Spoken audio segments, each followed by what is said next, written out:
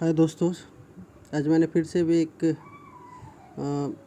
जो राजवंश आता है वो उसको लेकर के मैंने ये वीडियो तैयार किया है। तो आप इसे ज़रूर देखें और कोई भी एग्ज़ाम जा रहे हैं वो देने के लिए तो आप इसे ज़रूर से ज़रूर देख के जाए।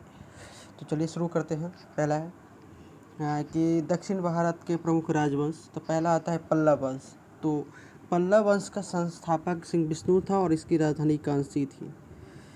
वह वैष्णव धर्म का अनुयायी था। ये जो पल्लव वंश के वासी थे वो वैष्णव धर्म के अनुयायी थे। पल्लव वंश का अंतिम शासक अपराजित वर्मन हुआ। इसी के शासनकाल में चीनी यात्री हुएन त्सांग कांची आया था। उसके बाद शुरू होता है चोल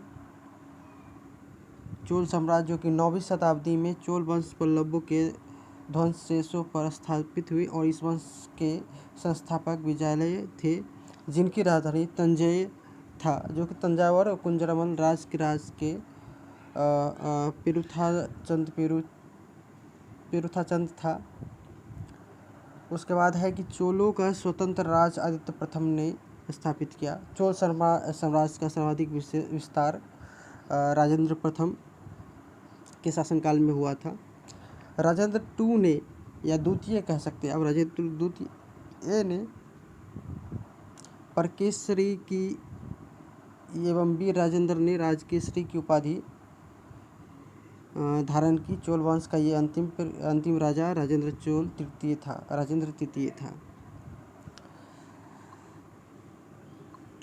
फिर आता है विष्णु के उपासक अलवार और शिव के उपासक नयनार कहलाते थे। उसके बाद आता है राष्ट्रकूट वंश। राष्ट्रकूट राजवंश का संस्थापक दंतिदुर्ग था। शुरुआत में वो कर्नाटक के चालुक्य राज्य के अधीन था। इसकी राजधानी मनकीर या मानखेत थी। एलोरा के प्रसिद्ध कैलाश मंदिर का निर्माण कृष्ण प्रथम ने करवाया था। ध्रुव जो है राष्ट्रकूट वंश का पहला शासक था। ध्रुव को धारावर्ष भी कहा जाता था।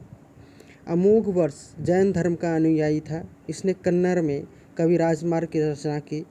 आदि पुराण के रचनाकार जिनसेन, गणितासार संग्रह के लेखक, महावीराचार्य एवं अमोघ वृत्ति के लेखक अस्कतायना अमोघ वर्ष के दरबार में रहते थे। अमोघ वर्ष ने तुंगभद्रा नदी में जल समाधि लेकर अपने जीवन का अंत किया था। राष्ट्रकूट वंश का अंतिम महान शासक कृष्ण तृतीय था। इसी के दरबार में कन्नड़ भाषा के कवि पोन्नन रहते थे, जिन्होंने शांति पुराण की रचना की। एलोरा एवं एलिफेंटा गुहा मंदिर का निर्माण राष्ट्रकूट के समय ही हुआ था। फिर आता है चालुक्य वंश। चालुक्य वंश तीन तरह के हुआ करते थे, जो कि एक है कल्याणी, बतापी और विकपिंगी होता। तो चलिए हम कल्याणी के बारे में जानते हैं। तो कल्याणी के चालुक्य वंश की स्थापना तैलप द्वितीय ने की थी और इसी वंश का सबसे प्रतापी शासक विक्रमादित्य चतुर्थ था। चालुक्य वंश बतापी। जय सिंह ने बतापी के चालुक्य वंश की स्थापना की, जिसकी राजधानी बतापी थी। बतापी का निर्माणकर्ता कीर्तिवर्मन को माना जाता है। विक्रमादित्य द्वितीय की प्रथम पत्नी लोकमहादेवी ने पट्टाकल एवं विरूपाक्ष महादेव मंदिर तथा उसकी दूसरी पत्नी त्रिलोक्या देवी ने त्रिलोकेश्वर महादेव का मंदिर का निर्माण करवाई। और इस वंश का अंतिम राजा कीर्तिवर्मन द्वितीय था। ऐहोल को मंदिर का शहर कहा जाता है। उसके बाद आया चालुक्य वंश का एक बेंगी प्रथा है, जो कि बेंगी का जो होता है, बेंगी के चालुक्य वंश का संस्थापक विष्णुवर्धन था। इस वंश के सबसे प्रतापी राजा विजयादित्य तृतीय था, जिसका सेनापति पंडारंग था। उसके बाद शुरू होता है यादव वंश। जनरली हम लोग यादव वंश के नाम सुनते ही पता चल जाता है कि ये यादव वंश से संबंधित क्वेश्चन या कोई भी तरह का सवाल पूछा जा सकता है। तो देवगिरी के यादव वंश की स्थापना भिल्लम पंचम ने की थी। इस वंश का सबसे प्रतापी राजा सिंघन था। इस वंश का अंतिम स्वतंत्र शासक रामचंद्र था, जिसने अलाउद्दीन के सेनापति मलिक कफूर के सामने आत्मसमर्पण किया था। उसके बाद आता है पाल वंश। पाल वंश का संस्थापक, यहाँ मिस्टेक हो गया है दरअसल टाइपिंग में, तो आप इसको ऐसे लिखा गया है पल वंश, लेकिन आप इसको पाल वंश पढ़ सकते हैं समझने के लिए, तो हम लोग इसको पाल वंश ही पढ़ेंगे। तो पाल वंश का संस्थापक गोपाल था। इस वंश की राजधानी मुंगेर थी। गोपाल बौद्ध धर्म का अनुयायी था। इसने उदंतपुरी विश्वविद्यालय की स्थापना की थी। पाल वंश का सबसे महान शासक धर्मपाल था, जिसने विक्रमशिला विश्वविद्यालय की स्थापना की थी। पाल शासक जो थे बौद्ध धर्म के अनुयायी थे। मतलब जितने भी पाल शासक हुए सारे के सारे बौद्ध धर्म के अनुयायी हुआ करते थे।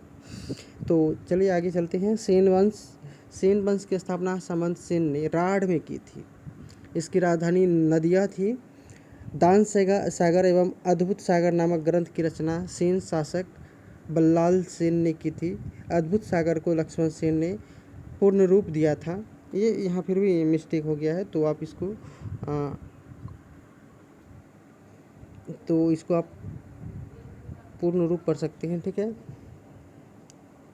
तो चलिए आगे चलते फिर। लक्ष्मण सेन जो थे बंगाल का अंतिम हिंदू शासक था, जो चहमान या चौहान वंश से अपना ताल्लुक़ रखते थे। चौहान वंश का ये मैंने आपको अलग मिस्टेक पढ़ा दिया। तो आप इसमें लक्ष्मण सेन जो थे बंगाल का अंतिम हिंदू शासक था। उसके बाद आता है चहमान या चौहान वंश। तो चौहान वंश का संस्थापक वासुदेव था और इस वंश की प्रारंभिक राजधानी अहिच्छत्र थी, जो बाद में अजयराज द्वितीय ने अजमेर नगर की स्थापना की और उसे राजधानी बनाई। तो ये अपना ध्यान रखिएगा। इस वंश का सबसे शक्तिशाली शासक अर्णोरास के पुत्र विग्रहराज चतुर्थ विशलदेव हुए, जिसने हरिकेली नामक संस्कृत नाटक की रचना की थी। चलिए फिर आगे बढ़ते हैं। कहता है 2.5 दिन का झोपड़ा नामक मस्जिद शुरू में विग्रहराज चतुर्थ द्वारा निर्मित एक विद्यालय था, जो कि बाद में आप इसको जिस तरह से लाल किला सब होता है उसी तरह से एक ये भी हो गया है। तो फिर आगे चलिए पढ़ते हैं। तो आगे है कि पृथ्वीराज तृतीय इस वंश का अंतिम शासक था, और यहीं से शुरू होता है, जो कि हर बार प्रत्येक एग्ज़ाम में ये क्वेश्चन अगर आता है तो पूछ दिया ही जाता है, तो आप इसे ध्यान में रखेंगे। तो आगे चलिए पढ़ते हैं, दिखाते हैं। तराइन का प्रथम युद्ध जो 1191 ईस्वी हुआ, जिसमें पृथ्वीराज तृतीय के बीच और मोहम्मद गौरी के बीच हुई। तो पृथ्वीराज ये उस समय 1191 के युद्ध में तराइन के प्रथम युद्ध में पृथ्वीराज की विजय हुई थी और गौरी की हार हो गई थी। तो यहाँ पे हार होगा, लेकिन ये मिस्टेक हो गया है, तो आप यहाँ हार पढ़ सकते हैं, हार लिखा गया है।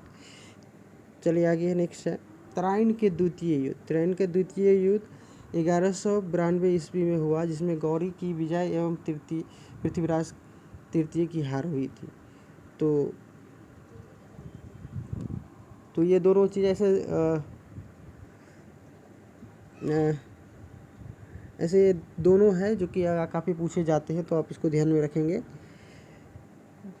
तो हमको इस तरह से याद रखना है कि दोनों युद्ध में गौरी और पृथ्वीराज ही थे, लेकिन एक में गौरी हारा था तो दूसरे में पृथ्वीराज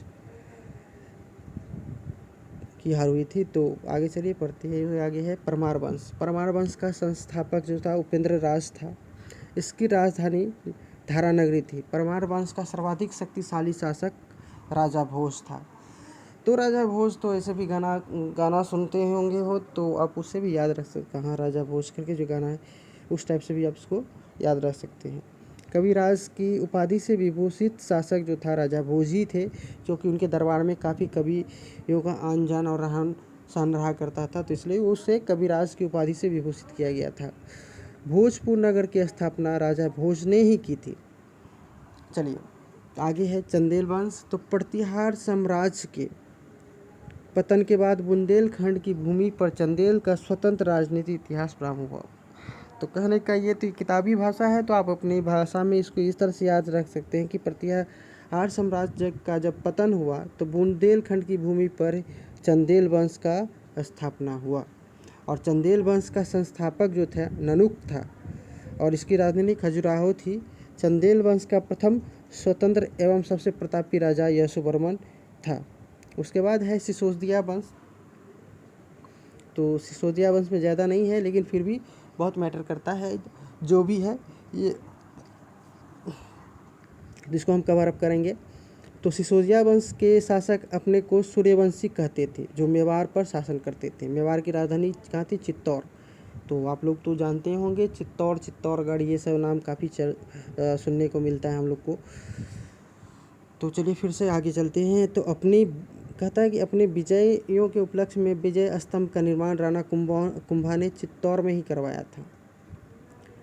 जब राणा कुंभा की विजय हुई थी तो उसी उपलक्ष्य में, खुशी के मारे उन्होंने विजय स्तंभ का निर्माण कराया, वो भी चित्तौड़ में ही। तो खतौली का युद्ध है, नेक्स्ट है कि खतौली का युद्ध जो है 1518 ईस्वी में राणा सांगा एवं इब्राहिम लोदी के बीच हुआ था। तो ये था अभी तक का लुसेंट से मैंने ये कुछ क्वेश्चंस कवर किया है। तो सारे क्वेश्चन को कवर करना संभव नहीं होता, मैंने वही पार्ट्स कवर किया है जो कि अक्सर एग्ज़ाम में देखने को मिलता है, और हम ये मिस्टेक कर पाते हैं और समय ये छूट जाता है क्वेश्चन। तो चलिए आज के लिए बस इतना ही। हाँ, लेकिन मैंने जो आपको पढ़ाया है तो उसे आप 2 बार, 1 बार, 3 बार, जितना बार हो सके आप रिपीट करेंगे, और एक बार सेट ज़रूर बनाएंगे। आप उसका ऐसे सेट बनाने के लिए डिपेंड करता है कि आप किस चीज़ की तैयारी करते हो, तो वो आपका डिसीजन होगा। लेकिन आप किसी से भी होना है, इससे ये नहीं होता है कि मैंने आप रेलवे का तैयारी कर रहा हूँ तो बैंक का सेट मारूँ, तो ऐसा कोई ज़रूरी नहीं है। लेकिन आप उससे आप ही का फ़ायदा होगा, चाहे आप रेलवे का कर रहे हो या बैंक कर रहे हो या एसएससी कर रहे हो, तो इस सब में सारे में हम लोग का ही फ़ायदा होता है। उससे हमारा बैकबोन थोड़ा सा मजबूत हो जाता है, तो अपने आप में काफ़ी कॉन्फिडेंस रहता है। चलिए ठीक है, आगे के लिए मिलते हैं नेक्स्ट वीडियो में, तब तक के लिए गुड बाय।